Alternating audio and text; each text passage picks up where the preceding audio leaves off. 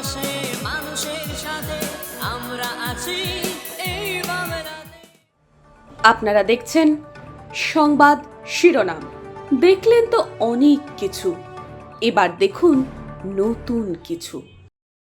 আমি ভারতীয় জনতা পার্টি করি, তাতে সবাই আমাকে পুরস্কার দেয় না, কেউ তিরস্কারও দিতে পারেন, অনেক কিছু পোস্টও করতে পারেন, তির্যক মন্তব্য করতে পারেন, ভালো হলে নিজেদের ক্রেডিট দেন, খারাপ হলে আমার ঘাড়ে চাপান। কিন্তু আমি কখনোই আমার দলের অভ্যন্তরীণ বিষয় বাইরে বলতে চাই না। আমি নিজেও আমার কিছু বলার থাকলে আমার ফোরাম আছে, সেখানে আমি বলি, এবং আমার সে বলার সুযোগ রয়েছে। কারো মাধ্যমে যেতে হয় না, সরাসরি বলার সুযোগ রয়েছে, তাই আমি প্রকাশ্যে এসবের মধ্যে নেই। উপনির্বাচনের প্রস্তুতি, যেহেতু 10ই জুলাই উপনির্বাচন এবং তৃণমূলের তরফে প্রার্থী নাম প্রায় ঘোষণা করে দেওয়া হচ্ছে, সেই সময় দাঁড়িয়ে আপনারা যেহেতু প্রধান বিরোধী দল, রাজ্য সভাপতিকে কেন্দ্রীয় মন্ত্রী করে দেওয়া হয়েছে, রাজ্য বিজেপি কতটা প্রস্তুত এই চার? আমি এটা নিয়ে একদমই কোনো মন্তব্য করব না। তার কারণ আপনাদের একটা জিনিস ভুল হচ্ছে, যে প্রার্থী নির্বাচন, প্রচার কৌশল, এই সবটাই কিন্তু সংগঠন তৈরি করে।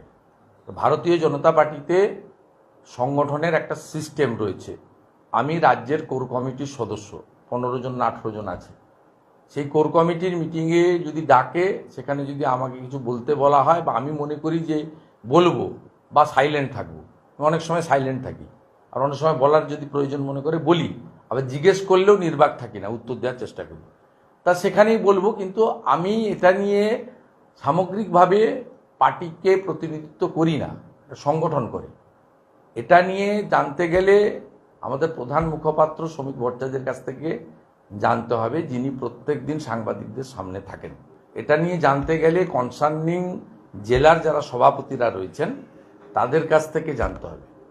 আমার কাছে এবারে আমার রোলটা কি হবে, 4 জায়গায় প্রার্থী হওয়ার পরে পার্টির স্টেট অফিস থেকে প্রচারের জন্য যদি আমাকে বলে, আমি আমার নিজের গাড়িতে, আমি তো সরকারি গাড়ি চড়ি না, আর পার্টি থেকেও তেল নিই না, আমি নিজে তেল ভরে আমার বাড়ির পয়সায়, পেট্রোল পাম্পটা আছে, কয়েক লক্ষ টাকা রোজগার আছে, বৈধ রোজগার, সেই তেল ঢুকিয়ে আমি যাব। আর যদি রায়গঞ্জে প্রচারে যেতে হয়, ফিরতে পারবো না, ওখানে থাকতে হবে, তাহলে মালদাতে হোটেল ভাড়াটাও আমি নিজে পেমেন্ট করে থাকব। এবং যেখানে যেখানে আমাকে প্রচার করতে বলা হয়, আমি সেখানে প্রচারে যাই। সংগঠিত করার কাজটা আমার নয়, কেবলমাত্র আমার জেলাতে পার্টির সংগঠনের লোকেরা, তারা রাজ্যের নির্দেশিকাও যেমন পালন করেন, আমার পরামর্শটাও মেনে চলেন। এর বাইরে সাংগঠনিক ব্যাপারে আমি কোনোদিন হস্তক্ষেপ করি না, ভবিষ্যতেও করার কোনো ইচ্ছা নেই।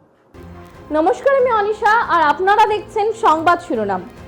2021 সালে বিধানসভা নির্বাচনের সময় বাংলা জুড়ে আওয়াজ ওঠে, বাংলায় এবার বিজেপি আসছে। সেই সময় তৃণমূল সরকারের একাধিক মন্ত্রিত্ব পদ ত্যাগ করে বিজেপিতে যোগদান করেন একসময় মমতা বন্দ্যোপাধ্যায়ের কাছের লোক শুভেন্দু অধিকারী। এরপর যদিও ইসবার 200 পার, আওয়াজ তুলে টেনে টুনে 70-এর গুন্ডি টপকাতে পেরেছিল বিজেপি।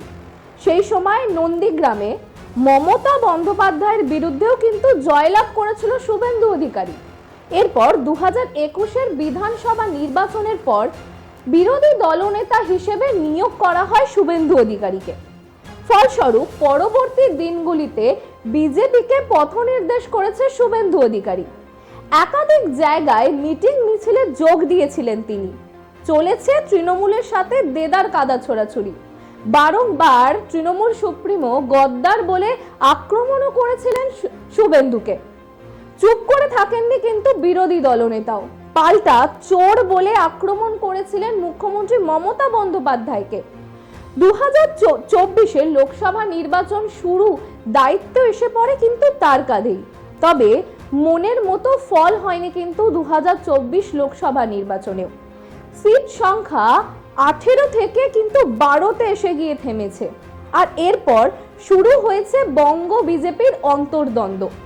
শুরু হয় শুভেন্দুকে দোষারোপ করা। কেন দিলীপ ঘোষের মতো নেতাকে সরিয়ে শুভেন্দুকে দায়িত্ব দেওয়া হলো? শুভেন্দু নাকি দলের অন্তর থেকে কাঠি ঘোরাচ্ছেন।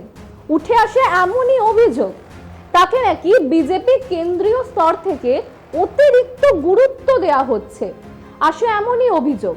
কিন্তু ফলস্বরূপ সত্যি পায়নি বিজেপি, বরং আজ আরো বাজে দিকে ফলাফল গিয়েছে। এবার সেই প্রশ্নের জবাব দিল বিরোধী দলনেতা শুভেন্দু অধিকারী।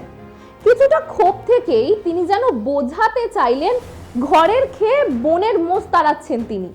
তার কারণ একটি সাংবাদিক বৈঠক থেকে তিনি বলেন, গাড়ির তেলের টাকাও তিনি দল থেকে নেয়নি, আমার পারিবারিক পেট্রোল পাম্প রয়েছে, সেখান থেকেই তেল ভরাতাম, এমনকি বাইরে প্রচারে গেলেও হোটেলের টাকা আমি নিজেই দিয়েছি, কখনো কখনো যারা অর্গানাইজ করেছে তারা টাকা দিত, কিন্তু বেশিরভাগ টাকাই কিন্তু আমি নিজের পকেট থেকে দিয়েছি। দলের অন্তরের কথা নিয়ে কখনোই সবার সামনে আমি বলি না, একটি নির্দিষ্ট ফোরাম আছে যেখানে আমি সব কথা বলি।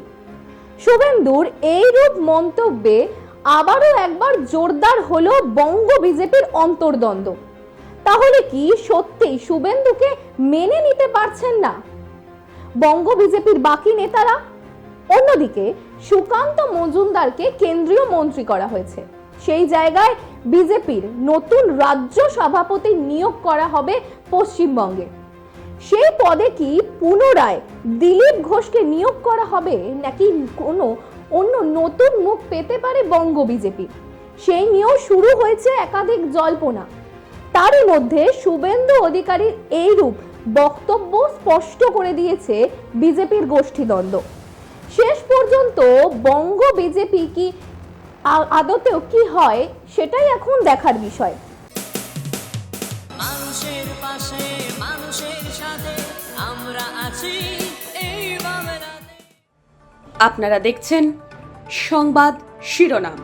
দেখলেন তো অনেক কিছু, এবার দেখুন নতুন কিছু।